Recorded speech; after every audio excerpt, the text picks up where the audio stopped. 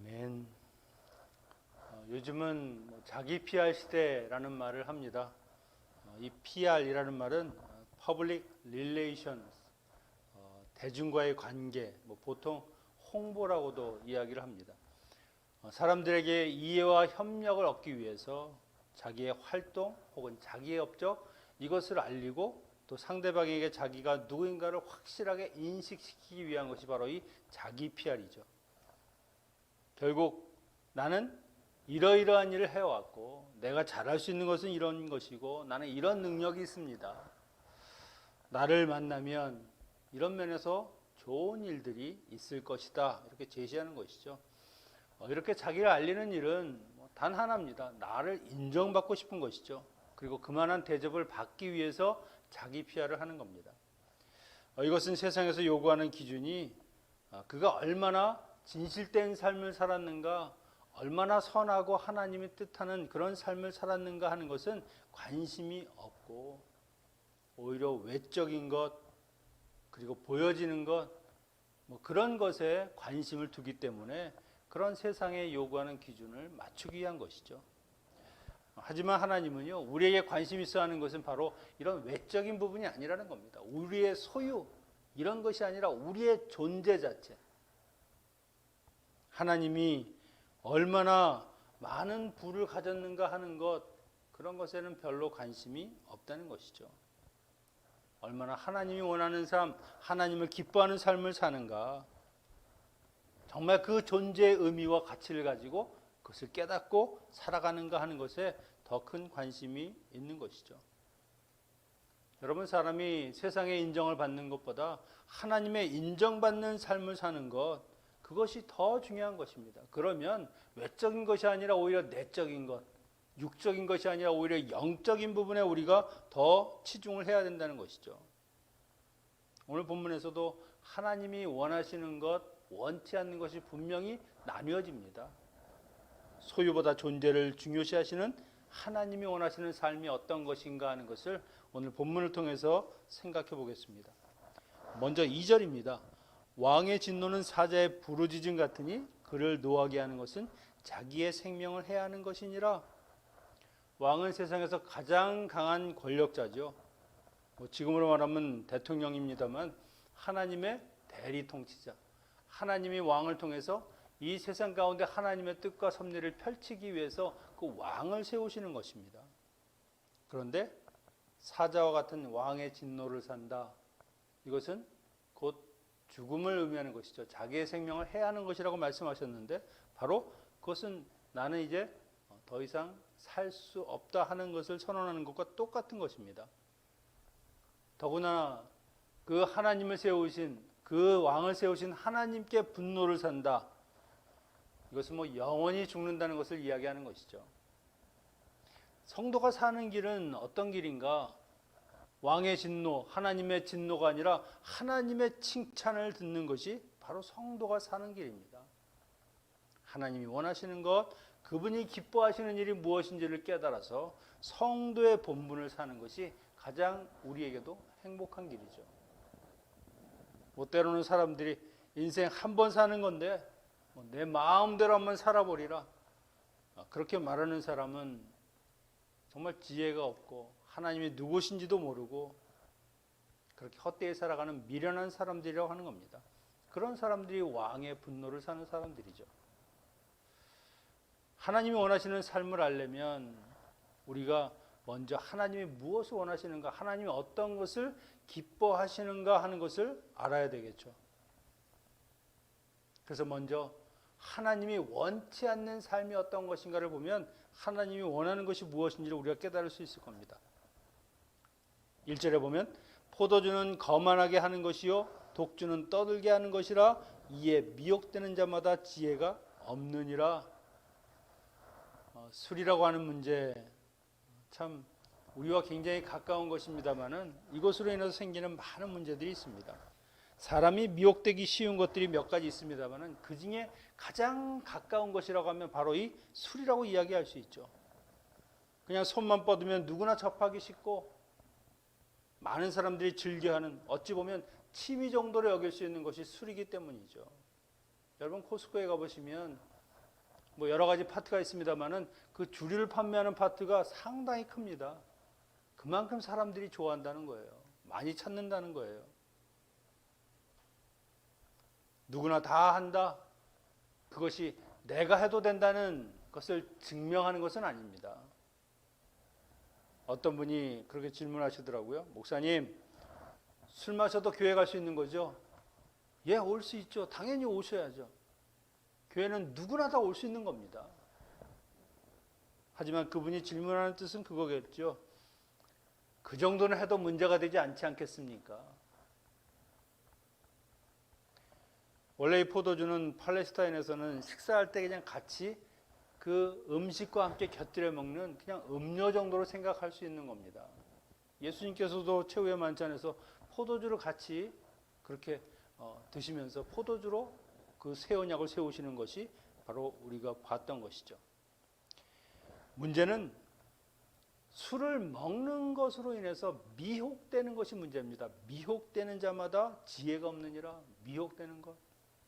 미혹된다는 말은요, 길을 잃어버리다, 비틀거리다, 타락하다라는 뜻이 있습니다. 사람이 술에 취해서 미혹되면 결국 포도주라도 사람을 거만하게 만들고 더 강한 독주로 자기를 주체하지 못할 정도로 그렇게 취하게 만드는 것이 술이라는 것이죠. 술이 결국 죄의 시작이 될 수 있다는 겁니다. 뭐 어떤 사람은 술을 마시면 서로 솔직하게 되고 그리고 자기를 오픈하게 되니까 관계를 결속하고 부드럽게 만든다. 하지만 술이 주는 이익은 거의 없습니다. 성경에서도 뭐 술, 포도주 이런 것을 허용하는 경우는 있지만 술에 취하는 것에 대해서는 아주 강하게 금하죠. 사람이 술에 취하면 이성이 통제가 안 되고요. 자기가 모든 자기의 절제할 수 있는 것을 다 잃어버리는 겁니다. 실수하고 범죄하고. 그래서 성경에서 술을 아예 경계하라, 아예 시작을 하지 말라고 이야기를 하는 것이죠. 왜냐하면 사람은요, 자기가 자기를 절제할 수 있는 능력이 없습니다. 적당히 어느 정도 선에서 내가 딱 그 선을 넘지 않는 그 한계를 정하는 것이 인간은 불가능하다는 것이죠. 결국 그 술로 인해서 사람에게 범죄하거나 자기의 몸에 해를 주기도 하고 개인과 가정에 경제적인 손실을 주기도 하는 겁니다. 성경에서도 술로 인해서 정말 인생을 잘 지내다가 마지막에 오점을 남긴 사람들이 있죠. 노아, 당대 의인입니다. 그만한 사람이 없다 하실 정도로, 하나님이 의롭다 할 정도로 그런 의인인데 창세기 9장에 보면 홍수가 끝나고 나서 그가 바로 이 포도주라고 하는 것에 취해서 하체를 벌거벗는 그런 실수를 하게 되고, 그로 인해서 자기 아들 그 함이 아버지를 오히려 뭐 욕하는 것은 아니지만 오히려 그 실수를 그 형제들에게 이야기하다가 아버지의 저주를 받죠. 결국 술로 인해서 생긴 겁니다. 그래서 사도 바울이 에베소서 5장 18절에 술 취하지 말라, 이는 방탕한 것이니 오직 성령으로 충만함을 받으라. 사람은 술에 미혹되는 존재입니다. 술뿐만 아닙니다. 여기서는 술이라고 하는 것을 대표로 들었지만 미혹당하기 쉬운 존재라는 겁니다. 뭐 사람이 확연히 드러나는 살인이나 어떤 강도나 이런 것만이 큰 죄가 아니라는 것이죠. 오히려 작은 것이기 때문에 놓치기 쉽고 실수하기 쉽고 그냥 이 정도쯤이야 우습게 넘기다가 거기에 걸려서 넘어지는 사람들이 있기 때문이죠. 그래서 처음부터 아예 시작을 하지 말라, 처음부터 경계하라 하는 말을 성경에서 하고 있는 겁니다. 그래서 사람이 모든 것이 나를 미혹시킬 수 있다, 내가 그런 유혹에 넘어갈 수 있다라고 하는 것을 생각하면서 자기 자신을 그것으로부터 지키는 것, 그것이 바로 지혜 있는 삶입니다. 이렇게 미혹당하는 사람들에게 일어나는 또 다른 것이 무엇입니까? 3절에 보면 다툼이라고 하는 겁니다. 다툼을 멀리하는 것이 사람에게는 영광이거늘 미련한 자마다 다툼을 일으키느니라. 물론 다툼에는 두 가지가 있습니다. 하나는 선한 싸움을 위한 다툼이 있죠. 다른 하나는 자기의 욕망을 위한 다툼이 있습니다. 선한 싸움이라는 것은 의의 싸움, 믿음의 싸움이죠. 예를 들어서 누가 가족 중에 너 교회 나가지 마, 너 하나님 섬기지 마, 이런 경우는 다툴 수밖에 없죠. 왜냐하면 이것은 포기할 수 없는 부분이기 때문입니다. 하나님을 진실되게 섬기고 하나님을 사랑하는 것, 그것만큼은 다른 세상의 것에 양보할 수 없는 부분이죠. 하지만 여기서 말하는 다툼이라고 하는 것은 욕심입니다. 욕심. 자기가 이기고자 하는 욕심, 남보다 더 위에 세우고자 하는 그런 교만이 바로 이 다툼을 일으키는 것이죠. 때로는 돈이나 명예나 권세나 육신적인 욕심 때문에 다투기도 합니다. 그런 미련한 사람들은요, 상대를 무시하고 그 자존심을 자극하고 교만하고 폐역하게 행동하니까 다툼을 불러일으킨 일을 멈추지 못하는 것입니다. 야고보서 4장 1절 2절에 보면 너희 중에 싸움이 어디로 나느냐, 다툼이 어디로 쫓아나느냐, 너희 지체 중에 싸우는 정력으로 쫓아나는 것이 아니냐. 너희가 욕심을 내어도 얻지 못하고 살인하여 시기하여도 능히 취하지 못하나니 너희가 다투고 싸우는도다. 다퉈봐야 다퉈서 이길 수 있는, 다퉈서 얻을 수 있는 것이 하나도 없다는 겁니다. 여러분, 다툼은 승자가 없다는 것이 문제입니다. 집에서 부부싸움을 해보십시오. 이기는 사람이 나는 이겼다라고 쾌재를 부르면서 그렇게 승전가를 부릅니까? 아니요. 둘 다 패배자예요. 일단 다툼이 시작됐다고 하면 거기에 승자가 없고 다 패자밖에 없는 겁니다. 모두에게 상처뿐인 그런 피해를 가져오는 것이기 때문에 다툼을 아예 피하라 라고 이야기하는 것이죠. 예수님께서 그래서 나에게 배우라고 하신 말씀이 무엇입니까? 마태복음 11장 29절에 보면 나는 마음이 온유하고 겸손하니 나의 멍에를 베고 내게 배우라. 주님과 같이 그런 온유한 마음, 겸손한 마음, 내가 오히려 지고자 하는 그런 마음이 있는 그런 사람이 있는 곳은 다툼이 아니라 사랑과 평화가 있는 곳이죠. 하나님은 다투는 것을 좋아하지 않으십니다. 하나님의 자녀가 있는 그곳은 언제나 화합과 평화가 있는 곳이 되어야 한다. 그것이 하나님이 하나님의 자녀들을 통해서 이루고자 하시는 것이죠. 또 다른 하나님이 미워하시는 것은 4절에 보면 게으름입니다. 계속해서 게으름은 꽤 많이 하나님이 반복하는 것을 볼 수 있습니다. 그만큼 노동이라고 하는 하나님이 주신 그 신성한 것을 거부하는 것을 하나님이 좋아하지 않으신다는 것이죠. 게으른 자는 밭 갈지 아니하나니 거둘 때에 구걸할지라도 얻지 못하리라. 우리말 성경으로 보면 게으른 뱅이는 춥다고 밭을 갈지 않으니 추수할 때 구걸해도 아무것도 얻지 못할 것이다. 이 유대인들은 가을에 씨를 뿌립니다. 그때 이른비가 내리기도 하죠. 그때 밭을 갈지 않으면 씨를 뿌릴 수가 없죠. 씨를 뿌리고 그것을 자라게 하고 수확하려면 밭을 갈아야만 가능한 겁니다. 밭을 가는 것은 그래서 땀을 흘리는 아주 지혜로운 그런 부지런한 삶의 모습이죠. 사람이 씨를 뿌려야 할 그 적당한 시기에 일을 하지 않으면 결국 추수 때 아무것도 거둘 수 없죠. 아무것도 하지 않았는데 무엇을 거둘 수 있습니까? 뿌리는 자가 거두는 것이고 심은 자가 결국 그 열매를 따는 것이 세상 이치에도 맞는 겁니다. 그리고 인생의 어려운 시기, 추위라고 하는 상황이 닥쳤다고 해서 그것 때문에 핑계대고 일하지 않는다. 그런 사람도 결코 수확을 거두지 못한다는 것이죠. 더군다나 그렇게 게으름 피우는 사람의 문제는 뭐냐면 다른 사람들의 도움을 받지 못한다는 겁니다. 사람이 열심히 일하고 땀 흘려도 뭔가 되지 않고 어렵고 힘들 때에 사람이 돕고 싶은 마음도 생기고 궁휼함이 생기는 것이죠. 근데 오히려 그런 성실함과 열심과 부지런함이 아니라 게으름으로 사는 사람을 누가 도우려고 하겠습니까? 하나님도 부지런한 사람을 기뻐하시고 그런 사람을 돕는 겁니다. 하나님이 준 노동의 기쁨을 알고 수고하며 땀을 흘려서 자기의 먹을 것을 스스로 구하는 사람, 씨를 뿌리는 사람, 그런 사람이 결국 복을 받게 되어 있는 것이죠. 여러분, 신앙생활도 마찬가지 아닙니까? 부지런한 사람들이 결국 하나님을 더 가까이 하고 하나님과 친밀한 관계를 유지하는 겁니다. 로마서 12장 11절에 보면 부지런하여 게으르지 말고 열심을 품고 주를 섬기라. 하나님을 섬기되 부지런하고 열심히 그렇게 하나님을 섬기라고 이야기합니다. 사람이 경건한 생활, 말씀 묵상, 말씀을 읽는 것, 매일 기도하게 힘쓰는 것, 그렇게 사는 사람이 아무래도 하나님과 가깝고 하나님이 원하시는 것이 무엇인가를 더 잘 알지 않겠습니까?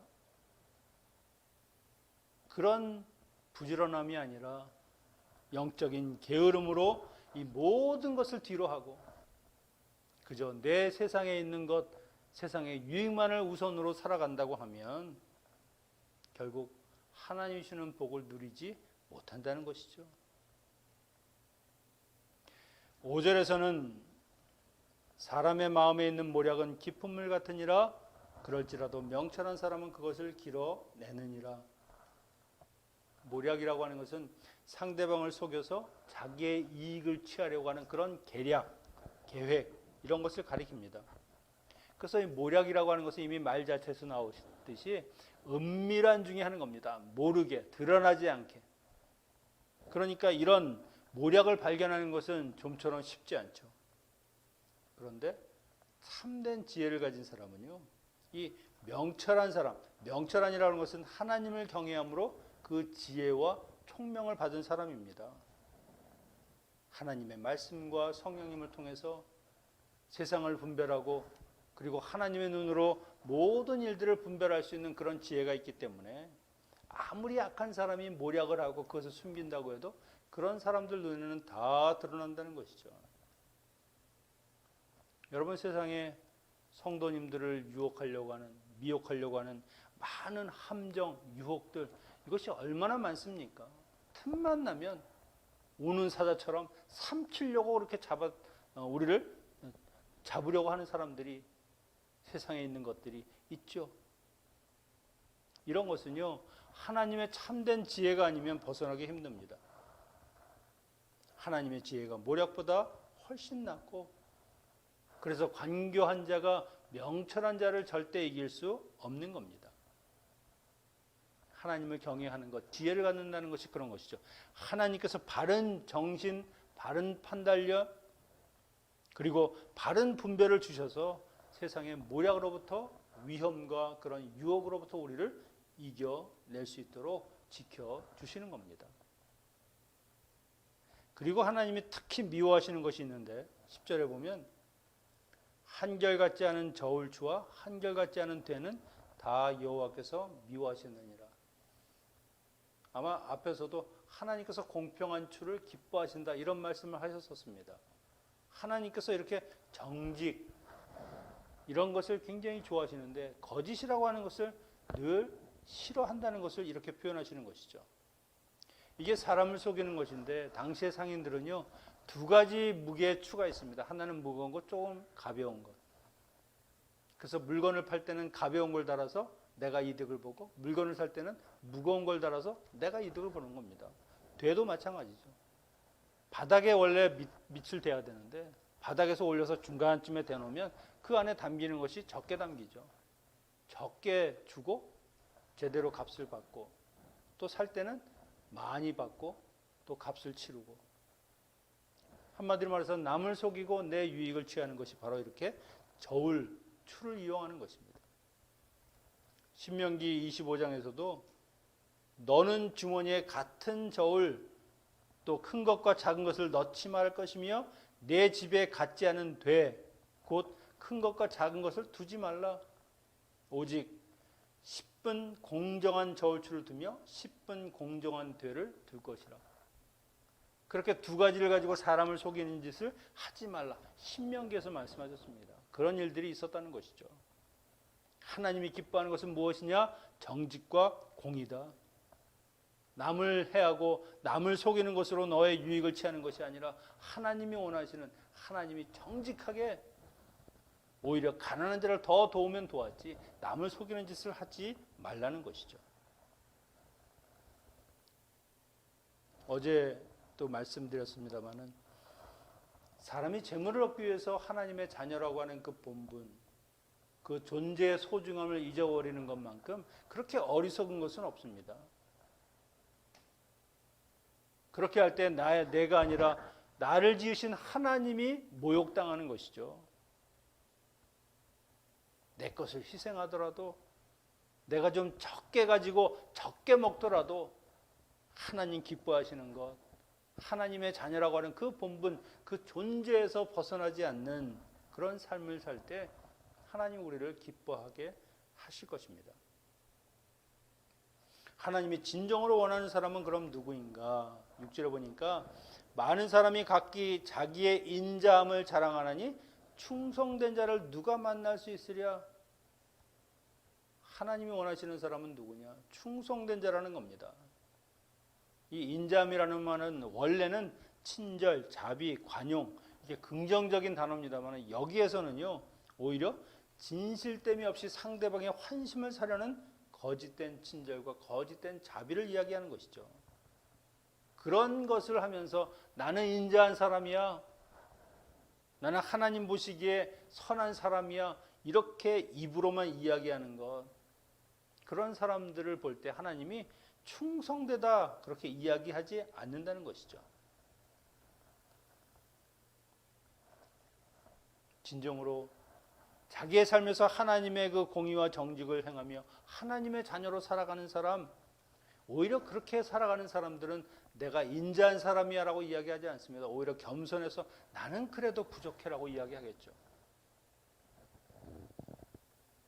하나님의 자녀로 살아가기 위한 그런 몸부림이나 갈망이 없이 자기의 이익만을 위해서 살려는 사람들, 이 세상에 그런 사람들이 워낙 많으니까 그 충성된 자를 누가 만날 수 있을까? 하나님이 그런 사람들을 원하지만 만나기가 쉽지 않다는 겁니다. 오늘날 이 시대에는.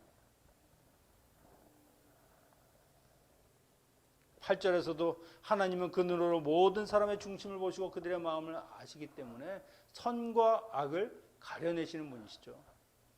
하나님 앞에서 그것을 숨기거나 감출 수 있는 사람이 하나도 없다는 겁니다. 12절에서도 뭐라고 하십니까? 사람의 눈과 귀를 만드신 분이 하나님이시다. 하나님 우리에게 눈과 귀를 만들어 주신 것은 무엇입니까? 세상을 분별하고 하나님의 눈으로 세상을 보고 그 마음으로 세상을 봐서 하나님의 그 긍휼하신 그 사랑을 세상 가운데 실천하는 삶을 살라고 우리에게 눈과 귀를 주셨는데 사람이 그렇게 살지 못하는 그런 것이 문제라고 하는 것이죠. 시편에서는 94편 9절에 귀를 지으신 자가 듣지 아니하시랴, 눈을 만드신 자가 보지 아니하시랴. 우리의 눈과 귀를 만드셨다는 것은 하나님은 우리보다 더 잘 보고 잘 들으신다는 겁니다. 우리의 심령을 통찰하시고 우리의 삶의 무게를 달아보실 수 있는 그 하나님, 머리털까지 샘받으신 그 하나님이 우리를 보시면 과연 그 앞에서 누가 바로 설 수 있겠는가? 누가 나는 인자하다, 나는 정직하다 이렇게 말할 수 있는 사람이 과연 몇이나 되겠냐는 것이죠. 9절에서도 나는 죄가 없다, 나는 깨끗하다 그렇게 말할 수 있는 사람이 아무도 없다는 겁니다. 하나님 앞에서 누구나 다 죄인이죠. 순수한 어린이들도 그의 행실을 통해서 그의 삶을 정말 제대로 살고 있는가를 우리가 볼 수 있는데 하물며 어른들, 그 삶은 열매로 보면 알 수 있습니다. 열매가 어떤 것이 맺히는가 보면 저 사람이 정말 하나님이 원하시는 신실한 삶을 살았는가 아니면 자기의 욕심대로 살았는가를 우리가 알 수 있죠. 사람은 말이 아닙니다. 그 행실로, 그 열매로 그의 삶을 보여주는 겁니다. 마찬가지로 사람은 소유가 아닙니다. 그 존재로 그의 삶에서 그가 하나님의 자녀로 살아가는 거 아닌가 하는 것을 행함을 통해서 보여주는 것이지, 자기 피하를 하고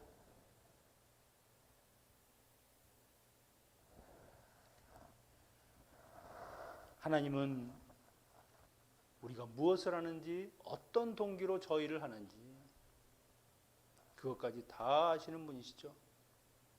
그래서 의인은 누구인가? 7절에 보니까 하나님 앞에서 온전하게 행하는 사람이 의인이다. 그에게는 복이 있는데 그의 자손까지도 복을 주실 정도로 하나님이 기뻐하신다는 겁니다. 그런 삶을. 이 구약에서 완전함, 이것은 그냥 내가 도덕적으로 완전하다는 것이 아니라 하나님을 경외하고 진심으로 그의 계명에 순종하는 것, 그로 인해서 거룩한 삶을 사는 것, 그것을 완전함이라고 이야기합니다. 지금으로 말하면 내가 착한 일을 많이 한다 하는 의미보다 늘 삶에서 하나님을 생각하며 술과 같은 세상의 것에 미혹되지 아니하고 게으름이나 거짓을 통해서 재물을 모으거나 아니면 그것으로 다른 사람을 해하려 하지 않고 그런 모든 유혹을 거부하면서 하나님이 원하시는 정직한 삶을 살아가는 그 삶의 모습, 그것이 바로 의인이라고 이야기할 수 있는 것이죠. 하나님이 그런 사람을 충성되다 말하고 그런 사람을 찾으시는 겁니다. 말씀을 정리하겠습니다. 여러분, 우리는 사람들의 평가를 두려워합니다. 사람들의 눈을 많이 의식하죠. 그래서 때로는 없는 것도 만들고 또는 위선을 행하면서까지 자기를 드러내고 자기 피할하면서 세상 사람들의 인정을 받으려고 합니다. 그런 삶이 얼마나 피곤합니까? 남에게 보여지는 삶, 그렇게 살아야 할 이유가 없죠. 우리는 연예인도 아닌데. 그것보다 신실하고 공의와 정직한 삶을 통해서 오직 나를 지으신 하나님, 그 하나님의 인정을 받는 것, 그분의 기뻐하시고 그분이 정말 충성되다라고 인정하는 그런 삶을 사는 것이 정말 우리가 살아야 할 길이라고 하는 것입니다. 하나님은 그런 믿음의 자녀들을 찾으십니다. 자신의 뜻대로가 아니라 세상이 원하는 대로가 아니라 하나님이 기뻐하시는 삶을 사는 사람들, 하나님이 말씀하시면 그 말씀에 따라 순종하며 사는 사람들을 하나님이 찾으시는 것이죠.